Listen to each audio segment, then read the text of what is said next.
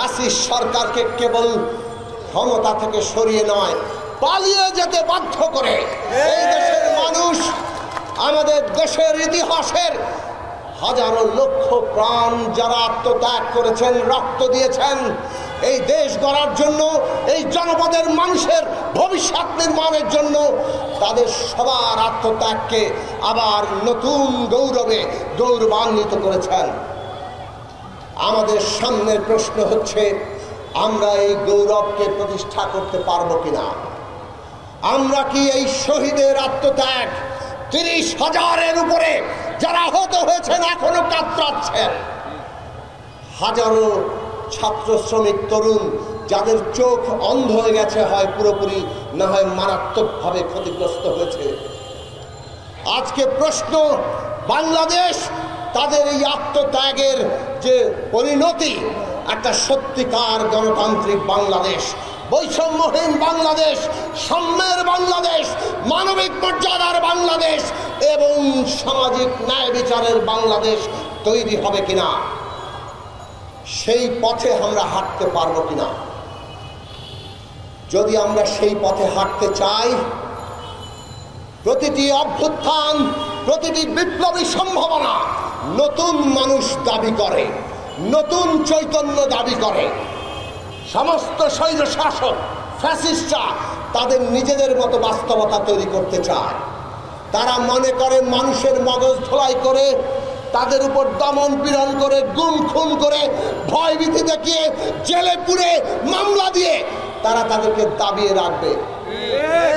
অনেকেই এই বাস্তবতা মেনে নেয়, মনে হয় তখন এই রকম জনগোষ্ঠীর জন্য বোধহয় এইরকম শাসনই অপরিহার্য, অথবা এটাই বোধহয় আবশ্যক। কিন্তু মানুষ বাস্তবতা বদলে দেয়। যেমন 1971 সালের আগে মানুষ বাস্তবতা বদলে দিয়েছে, 71 সালে বদলে দিয়েছে, যেমন 24-এর আগে মানুষ বাস্তবতা বদলে দিয়েছে। ফ্যাসিস্টরা ভেবেছিল গুলি করলেই বোধহয় ভয় পেয়ে পালিয়ে যাবে, কিন্তু তারাও দেখেছে একটা গুলি করলে একটা মরে, কিন্তু আরো বহু 10 জন এই দাঁড়িয়ে থাকাই ওই আত্মমর্যাদা, এই দাঁড়িয়ে থাকাই নতুন চৈতন্য, নতুন মানুষের জন্ম। আজকে আমাদের সেই নতুন চৈতন্য আর নতুন মানুষের জন্ম দরকার। যদি সত্যিকার অর্থে নতুন বাংলাদেশ আমরা চাই, অভ্যুত্থানের শক্তিকে সংহত করতে হবে। অভ্যুত্থানের যে চৈতন্য, গণতান্ত্রিক বাংলাদেশ, সেই গণতান্ত্রিক শক্তি গড়ে তুলতে হবে। আর সেই গণতান্ত্রিক শক্তি গড়ে উঠবে ছাত্রদের মধ্য থেকে।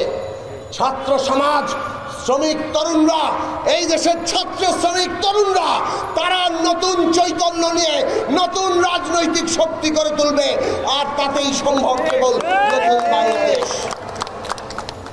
অভ্যুত্থানের উপর দাঁড়িয়ে থাকা সরকার 5ই আগস্টের পর থেকে আমরা বলছিলাম, শহীদদের তালিকা করেন, তাদেরকে জাতীয় মর্যাদায় অধিষ্ঠিত করেন, তাদের পরিবারের দায়িত্ব নেন, আহতদের চিকিৎসা দেন, তাদের প্রত্যেকের জীবনের দায়িত্ব নেন।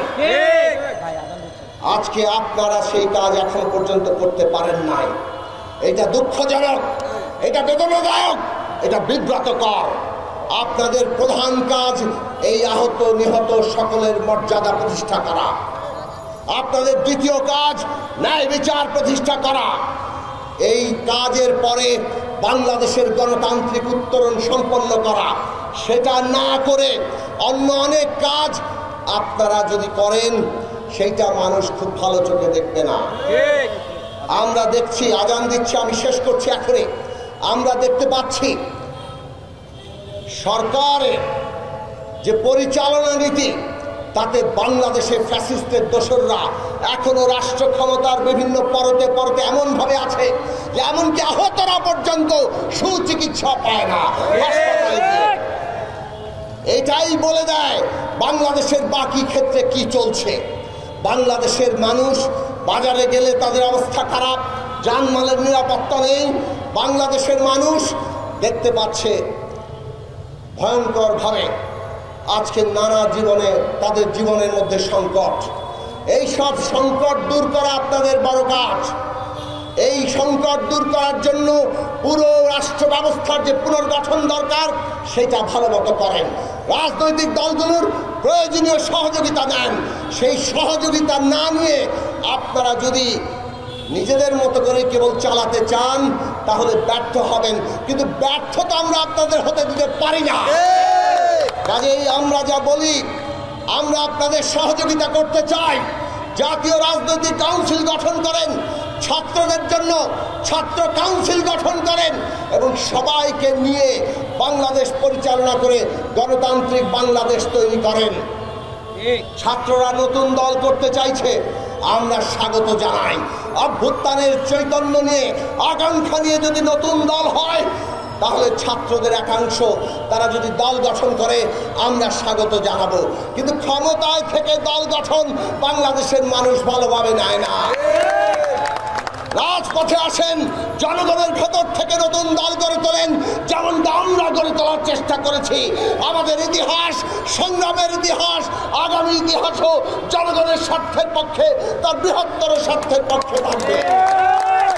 বাংলাদেশ ছাত্র ফেডারেশন এই দেশে লক্ষ প্রাণের যে আত্মত্যাগ, সেই আত্মত্যাগ বুকে নিয়ে তার সংগ্রামের কাফেলা অব্যাহত রেখেছে। আরো সুশৃঙ্খলভাবে সারা দেশের ছাত্র তরুণদেরকে সংগঠিত করে অভ্যুত্থানের আকাঙ্ক্ষার বাংলাদেশ প্রতিষ্ঠায় ছাত্র ফেডারেশন ভবিষ্যতে সেই ভূমিকা রাখবে, সেই আশাবাদ আমরা রাখি। আগামীর বাংলাদেশ আপনাদের দিকে চেয়ে আছে। প্রস্তুত হন নতুন বাংলাদেশ তৈরির জন্য। বাংলাদেশ আর আগের জায়গায় যাবে না।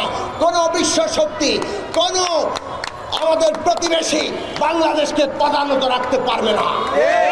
এই বাংলাদেশের রায় এবং এই বাংলাদেশে সমস্ত খেটে খাওয়া মানুষ সবার মানবিক জীবন নিশ্চিত করতে হবে।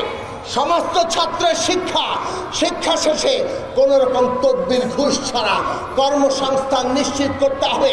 আগামী দিনে সেই অর্থনীতি, আগামী দিনে সেই রাজনৈতিক ব্যবস্থা, নতুন রাজনৈতিক বন্দোবস্ত, সেইটা প্রতিষ্ঠার শক্তি গড়ে তুলুন। সেটাই আমাদের সামনের পথ।